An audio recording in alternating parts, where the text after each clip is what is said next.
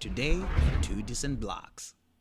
The president himself. This was supposedly in 2019, and he wasn't the president yet, but obviously he knew he was running. He said what happened today to Jussie Smollete must never be tolerated in this country. We must stand up and demand that we no longer give this hate safe harbor, that homophobia and racism have no place in our streets or in our hearts. We are with you, Jussie. What do you even pronounce that name? Chappelle said it's juicy. Well, yeah, you know, Chappelle is a special one. Some people just hate gay people, and some people just hate black people. It happens, right? But they wanted a prominent TV star to be a mascot to say, look at what this rhetoric.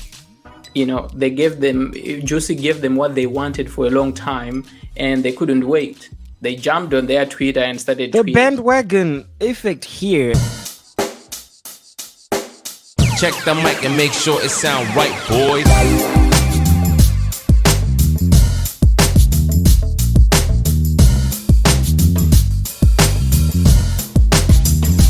The Jussie Smollete issue has been a very controversial one, with a lot of people from both sides of the political aisle really just picking sides right off the bat.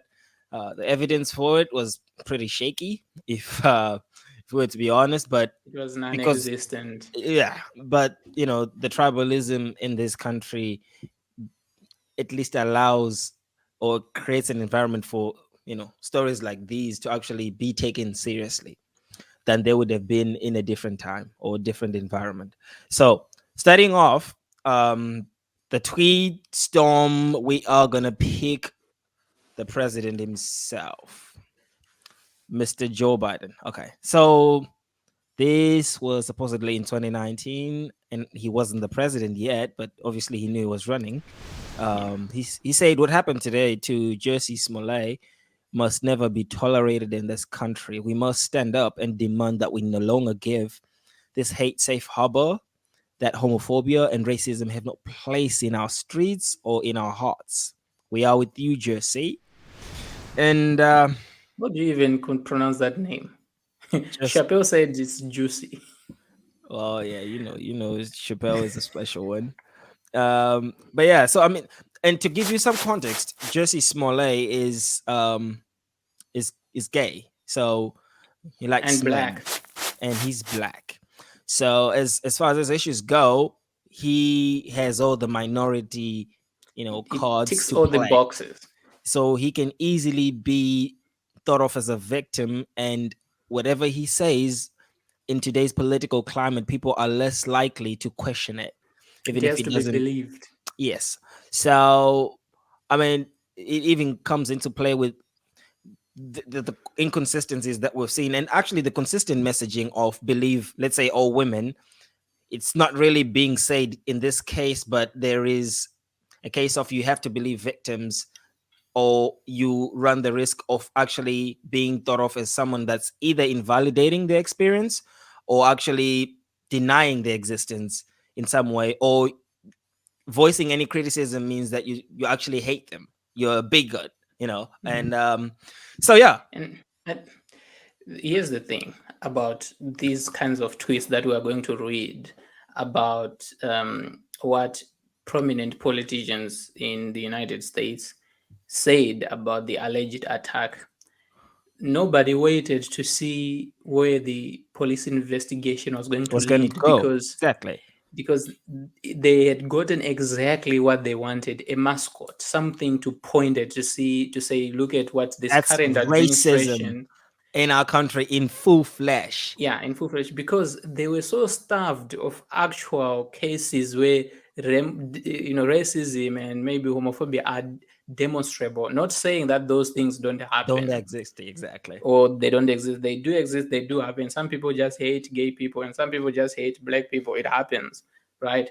But they wanted a prominent TV star to be a mascot to say, look at what this rhetoric, what these current incumbents of our political system are doing and what they are encouraging. So, Jussie gave them what they wanted for a long time, and they couldn't wait. They jumped on their Twitter and started The tweeting. bandwagon effect here is the logical fallacy is insane. Here is someone who's actually going to um, campaign as a president of the country and eventually became the president of the country, just Yeah, jumping on unsubstantiated claims because yeah, that's what those were at that point. And all black people, I mean, even Dave Chappelle was making jokes about it because yeah. we all knew it was a lie. And I'm just not too The- sure how. You see, this speaks to a greater truth about race relations in general. That is why um, most issues that are incorrect about race, whenever they are said, they are easily believed because that's the environment. For example, right, saying that we don't have many black CEOs Mhm, because of racism. mhm. Right. People just believe that, but it's not because of racism. But just this way, somebody says, "Okay, I got attacked because I'm black and I'm gay." People just easily believe it because there's been created an environment where those things are put on the surface as if they happen And all the time, and there is a search for victims and perpetrators of that victim, perpetrators of those crimes, so that they can pit one side against the other to gain power. and think about it. So let's say you actually came out and said, "I don't believe Jersey." What kind of vitriol were you going to face? What kind of backlash were you going to face? Yeah, People would easily get on, and even people that don't believe Jesse. But the point of this video is to try to show at least the American country that some of this entire racist and non-racist, this person has done this and that conversation is being heard in a very disingenuous way where anything can easily be thought of as racism, and even if it doesn't have any proof, it will still pass off. Now, yeah, what do you think that does to actual claims of racism the next time someone actually gets beat by, if we were to just say it actually happens, hmm, that's just going to make everyone think you guys always lie. yeah. That doesn't do anyone any good. And also, what does it say about race relations in America? The fact that you have to fake that I was attacked. You have to fake. To gain what? Imagine your ancestors, Jesse, the ones that were in slavery. They are Yeah. looking at you, saying that our friends actually used to be hanged and whipped to death for no apparent reason. And you are a Hollywood movie star. You're a very prominent figure. You're up there in celebrity status, and you are faking a hate crime. What does it say about the current race relations? Because there's this narrative that there's a lot of tension happening. Racism is everywhere. Black people are being hunted down. You can't survive in this country, and you have to fake it still. And that's Come on. that's what I have always in some way tried to grapple with. To what degree is racism actually happening?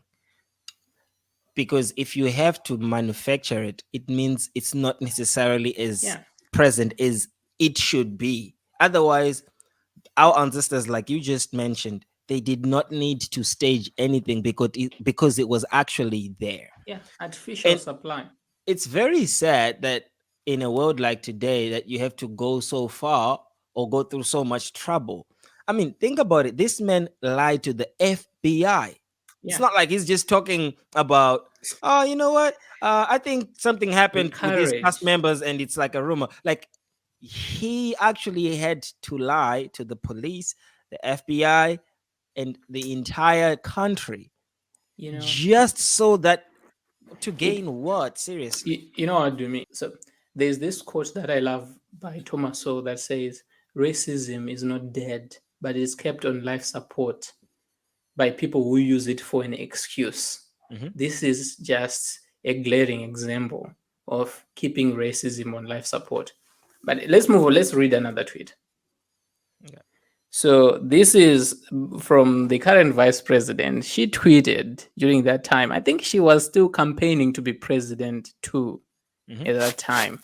She said, Jussie Smollete, Jussie Smollete is one of the kindest, most gentle human beings I know.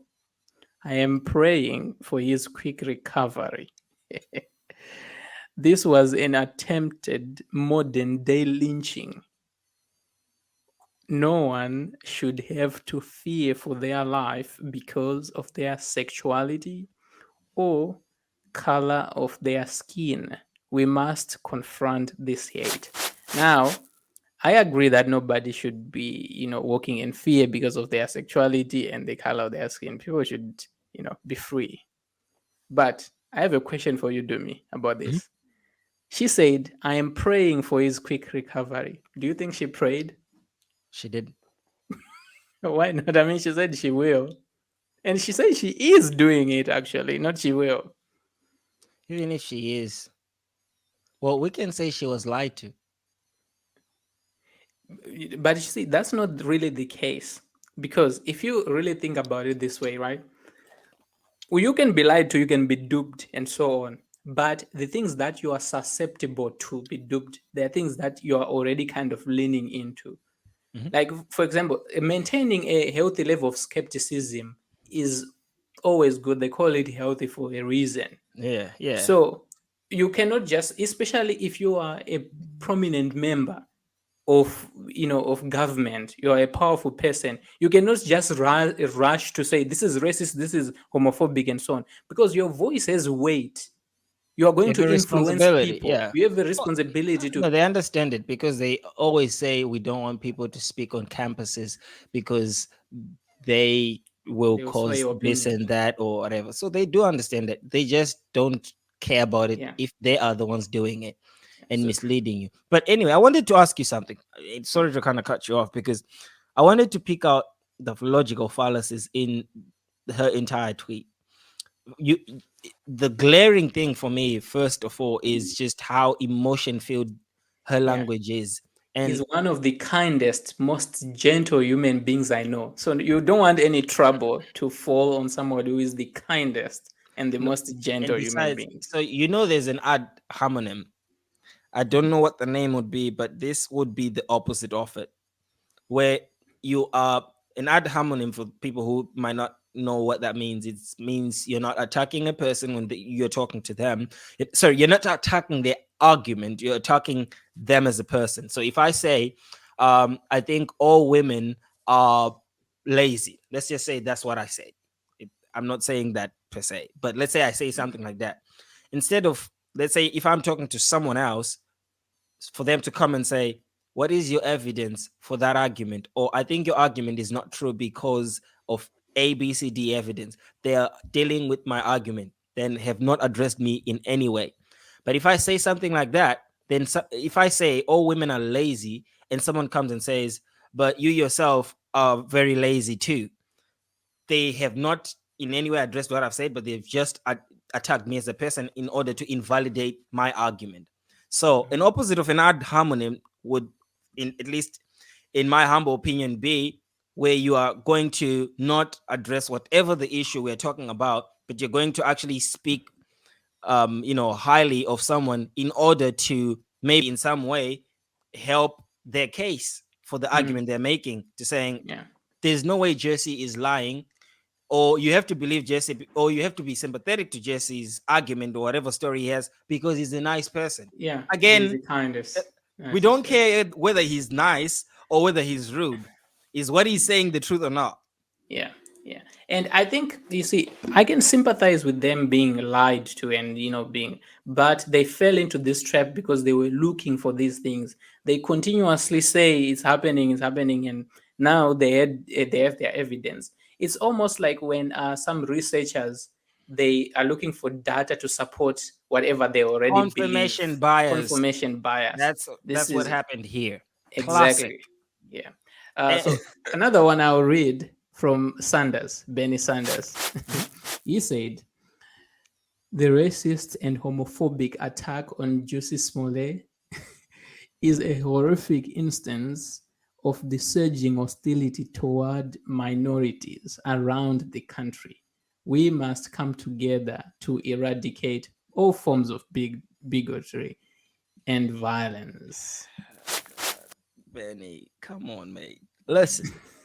And this is another one where, of course, yes, there is just one instance that Bernie Sanders has cited, right? And I'm not going to say the onus was on him to cite all other things happening in just Yeah. one tweet.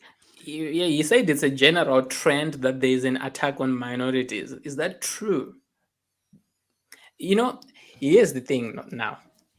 It depends on who you are defining as a minority. That too.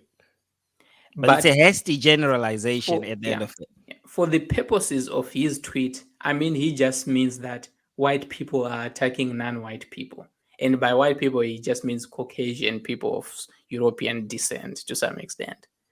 But still, that is not it, because okay, we know that Bernie Sanders has some issues with the Jewish community. I'm not saying that he's an anti-Semite or anything like that. I'm just saying in the past. But Jews are a minority. Mhm. And yet their skin color, they are classified as white Mhm. people. So if these Jews are attacking, is he accusing the Jews of participating in these attacks too? You know what? The classic fallacy also being committed in this instance is an overgeneralization or a hasty generalization, basically. And what this means is, if I was to try to give you an example of what that looks like, is the people in America usually get their news from the media. So if you look at the media, you'll get to know and see all the instances of supposed racial incidences happening. So seeing that stuff on a daily basis could really change your opinion of what America looks like or what is happening. Now, if in any way the news is carefully selecting these stories, you can get a very bad picture of it. Yeah. What am I saying? On news, if you get to see, let's say, one plane fall down or crash every day, let's say just one of them every day, which is ultimately out of what the numbers are. If a plane was to crash every day, you might get an irrational fear of thinking all planes are crashing everywhere, and not Almost not planes. exactly, and not knowing that of that one that basically crashed is thousands that are coming up and down that are traveling, everywhere at different altitudes and making it safely. So what you see because of your exposure is like an echo chamber, and then it influences to give you like the wrong picture of what's actually happening. That's kind of what we have with most of these people that come in and just say, Yeah. because of Jussie Smollete, race relations in this country are bad. We have 360 million people in America. That Yeah. we one incident in Chicago is It's just going to a dictate what's happening with 360 million, yeah, like that. it's a very big generalizations, and politicians are very guilty of doing this. Have you heard on most debates or when they talk, Mhm. they will try to be anecdote. They will try to be what's the word? Maybe to be relatable, or they give anecdotes, right? Oh, Mhm. I met this family when I was campaigning in Ohio, and I talked to them and they said this and this and that and so on. You met a family, these are four people we're talking about. I met these workers and so on and so forth. They are trying to make it seem as if, this one person is a representation of the whole, and Representation. at the same time, now he has a specific thing to point to. For some reason, people react to that. They react to that. But in a nutshell, what happened here is what Josie gave them is something that they have been longing for a very long time. And when it dropped, they were like, thank God it happened. Yeah. No, and I know we are getting technical here. And I remember having a conversation with someone, and that person asked me why I was very technical with my language. And there's a good reason why now we need to be a lot more technical, because there's a lot of confirmation biases and echo chambers that come from the way we consume news and media Yeah. Plus, now. we have a lot of people who are now using words to evade thinking and to In evade reality. logic and reality.